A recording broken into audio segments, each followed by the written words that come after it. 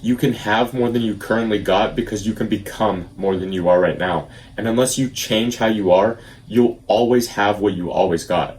So look, I know you want to work hard. I know you're ambitious. I know you want to achieve all of your goals. But every time you sit down to do the work, doesn't it feel like you have this indescribable resistance standing in your way? Because I know how you feel. I've been there. I would set all these to-do lists and all these goals for myself, but I would always fall short of them. I would buy all these self-help books that I said I was going to read, but I never did. And I would always put off all my exams for school until the last minute. And if you can relate to any of these things, you know exactly what I'm talking about when it comes to this resistance. It's a force in our own minds that keeps us from fulfilling our full potential and achieving our goals. It's those negative voices in our own minds that's telling us that we're not motivated enough or we don't feel good enough to do the work that we know that we need to do.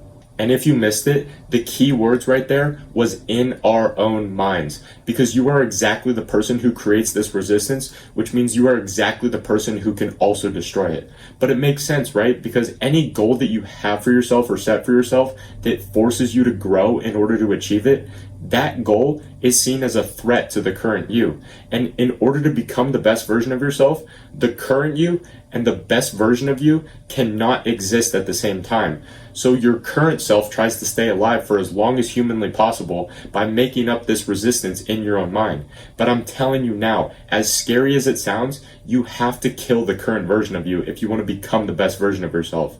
And how you can start the process of doing this right now is by changing your entire outlook on how you see hard tasks. You have to turn pro in whatever you're pursuing, which is a concept that I got from Chris Williamson when he said, I want to turn pro with the show. What's that mean? What would it mean if I treated this pursuit like an athlete does?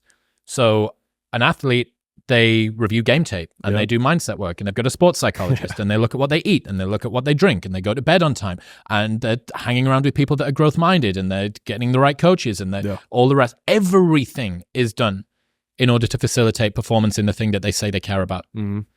But everybody has the opportunity to do that. You just need to define what the thing is. So you have a choice, my friend. You can either feel the pain of growing and evolving right now and have the pleasure of achieving all of your goals later in life, or you can feel the pleasure of staying the same now and the comfort that comes from that and have the pain of regret that you could have been something more later on in life.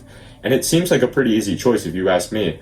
All you have to do is just put in the work every day, especially on those days that you don't feel like it, because that's how you train your brain to want to do hard shit. Because our minds are muscles, just like the ones that we train in the gym. And by doing hard shit that we don't want to do, that's how it grows. And any challenges that you face along the way, when the work gets hard or the reps in the gym become so painful that your muscles are burning and shaking, that's when you know you're in that spot of improving yourself. Because every challenge, every hurdle, every obstacle that you overcome is a stepping stone to become the person that you want to be. And don't get me wrong, the pain of doing this day in and day out sucks in the beginning. But over time, you begin to enjoy it and your brain begins to crave doing hard things like this, because it will figure out that the pain that it's experiencing is resulting in massive amounts of growth, not only in the body, but in the mind as well.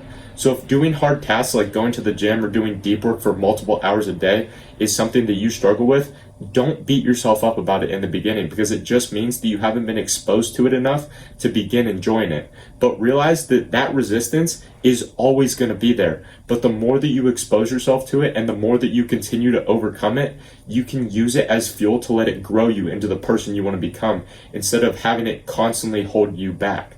Thank you for watching, and I'll see you tomorrow, my friend.